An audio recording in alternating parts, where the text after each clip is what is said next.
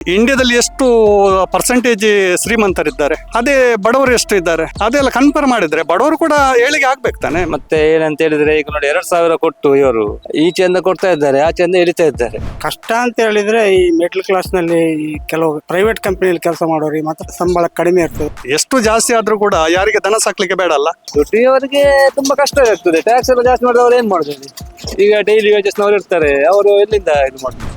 ಯಾರನ್ನು ಸಹ ದೂರ ಏನು ಪ್ರಯೋಜನ ಇಲ್ಲ. ಆಗ್ತಾ ಇರ್ತದೆ. ರಾಜ್ಯದಲ್ಲಿ ಎಲ್ಲ ದಿನ ಸಾಮಗ್ರಿಗಳಿಂದ ಪೆಟ್ರೋಲ್ ಡೀಸೆಲ್ ಎಲ್ಲ ಬೆಲೆ ಏರಿಕೆ ಆಗ್ತಾ ಇದೆ. ಜನಸಾಮಾನ್ಯರಿಗೆ ಯಾವ ರೀತಿ ಕಷ್ಟ ಅಂತ ಅನಿಸ್ತಿದೆಯಾ? ನಿಮ್ದೊಂದು ಒಪಿನಿಯನ್ ಹೇಳಿ. ನನ್ಗೆ ಹೇಳಿದ್ರೆ ಜನರಿಗೆ ತುಂಬಾ ಕಷ್ಟ ಆಗ್ತಾ ಉಂಟು. ಯಾಕೆಂದ್ರೆ ಈಗ ನೋಡಿ ಎಲ್ಲ ಇದಕ್ಕೆ ಇದು ಜಾಸ್ತಿ ಆಗಿದೆ, ಸಂಬಳ ತುಂಬಾ ಕಡಿಮೆ, ಅದೆಲ್ಲ ಪ್ರಾಬ್ಲಮ್ ಉಂಟು ಇಲ್ಲಿ. ಮತ್ತೆ ಏನಂತ ಹೇಳಿದ್ರೆ ಈಗ ನೋಡಿ 2,000 ಕೊಟ್ಟು ಇವರು ಈಚೆಯಿಂದ ಕೊಡ್ತಾ ಇದ್ದಾರೆ, ಆಚೆಯಿಂದ ಇಳಿತಾ ಇದ್ದಾರೆ. ಹೆಂಡತಿಯವರ ಕಿಸೆಗೆ ಹಾಕಿ ಗಂಡಸ ಕಿಸೆಯಿಂದ ಇಳಿತಾ ಇದ್ದಾರೆ. ಅದಾಗ ತುಂಬಾ ಕಷ್ಟ ಆಗ್ತಾ ಉಂಟು ಈಗ. ಇದಕ್ಕೆಲ್ಲ ಕಾರಣ ಈ ಗ್ಯಾರಂಟಿ ಯೋಜನೆ ಅಂತ ನಾನು ಅನಿಸ್ತಿದ್ದೇನೆ. ನಮ್ಗೆ ಅದೇ ಅಂತ ಅನಿಸ್ತದೆ. ಯಾಕಂದ್ರೆ ಅದು ಬೇರೆ ಏನಲ್ಲ, ಇದಕ್ಕೆ ಕಾರಣ ಇದೆ ಅಂತ ಹೇಳ್ತೇವೆ ನಾವು. ಅದೇ ತುಂಬಾ ಕಷ್ಟ ಆಗ್ತಾ ಉಂಟು. ಮುಂಚೆ ಇಷ್ಟು ಇದಿರ್ಲಿಲ್ಲ, ಈಗ ತುಂಬಾ ಇದಾಗ್ತಾ ಉಂಟು. ಅಂದ್ರೆ 2,000 ಕೊಡುದು ಅದನ್ನು ನಿಲ್ಲಿಸಿ ಅದನ್ನು ಇದಕ್ಕೆ ಯೂಸ್ ಮಾಡ್ಬೋದಲ್ಲ, ಸ್ವಲ್ಪ ಕಡಿಮೆ ಮಾಡಿ, ಟ್ಯಾಕ್ಸ್ ಕಡಿಮೆ ಅದು ಎಲ್ಲ ಸ್ವಲ್ಪ ಕಡಿಮೆ ಮಾಡ್ಬೋದು. ನಮ್ಮ ಒಪಿನಿಯನ್ ಹಾಗೆ. ದುಡಿಯೋರಿಗೆ ತುಂಬಾ ಕಷ್ಟ ಆಗ್ತದೆ. ಟ್ಯಾಕ್ಸ್ ಎಲ್ಲ ಜಾಸ್ತಿ ಮಾಡಿದವರು ಏನ್ ಮಾಡ್ಬೋದು? ಈಗ ಡೈಲಿ ವೇಜಸ್ ನವರು ಇರ್ತಾರೆ, ಅವರು ಎಲ್ಲಿಂದ ಇದು ಮಾಡ್ಬೋದು ಹೇಳಿ? ಅದೆಲ್ಲ ಪ್ರಾಬ್ಲಮ್ ಬರ್ತದೆ. ಅಲ್ಲ, ಬೆಲೆ ಜಾಸ್ತಿ ಆಗಿದೆ ಅಂತ ಹೇಳಲಿಕ್ಕೆ ಸಾಧ್ಯವಿಲ್ಲ. ಅದು ಟೈಮ್ ಬರುವಾಗ ಅದು ಜಾಸ್ತಿ ಆಗಲೇಬೇಕು. ನಮಗೆ ದುಡಿಯುವುದು ಸರಿಯಾಗಿ ಕೆಲಸ ಇಲ್ಲ ಅಂತ ಮಾತ್ರ ನಮಗೆ ಪ್ರಾಬ್ಲಮ್ ವಿನಃ ಬೇರೆ ಕಂಟ್ರಿಗೆಲ್ಲ ಓಡ್ತೇವೆ ನಾವು.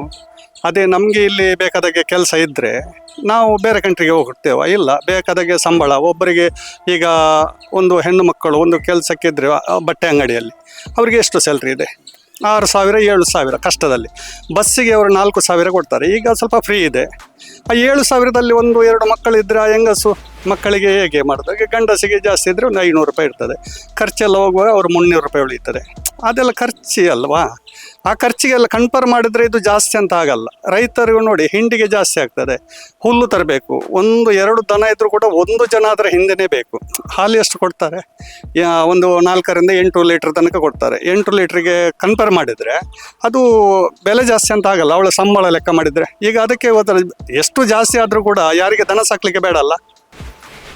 ಕಷ್ಟ ಅಂತ ಹೇಳಿದ್ರೆ ಈ ಮಿಡ್ಲ್ ಕ್ಲಾಸ್ ನಲ್ಲಿ ಈ ಕೆಲವು ಪ್ರೈವೇಟ್ ಕಂಪನಿಯಲ್ಲಿ ಕೆಲಸ ಮಾಡೋರಿಗೆ ಮಾತ್ರ ಸಂಬಳ ಕಡಿಮೆ ಇರ್ತದೆ. 10,000 15,000 ಸಂಬಳ ಅಂತ ಇರ್ತದೆ. ಅವರಿಗೆ ಕಷ್ಟ ಆಗ್ತದೆ. ಆದರೂ ಕೆಲವರು ಪಾರ್ಟ್ ಟೈಮ್ ಕೆಲಸ ಮಾಡಿ ಏನಾದ್ರು ಮಾಡಿ ಮ್ಯಾನೇಜ್ ಮಾಡಿದ್ದಾರೆ. ಹಾಗಂತಿಲ್ಲ, ಕಷ್ಟ ಅಂತ ನಾವು ಹೇಳಲಿಕ್ಕೆ ಆಗೋದಿಲ್ಲ. ಯಾರನ್ನು ಸಹ ದೂರ ಏನು ಪ್ರಯೋಜನ ಇಲ್ಲ. ಆಗ್ತಾ ಇರ್ತದೆ.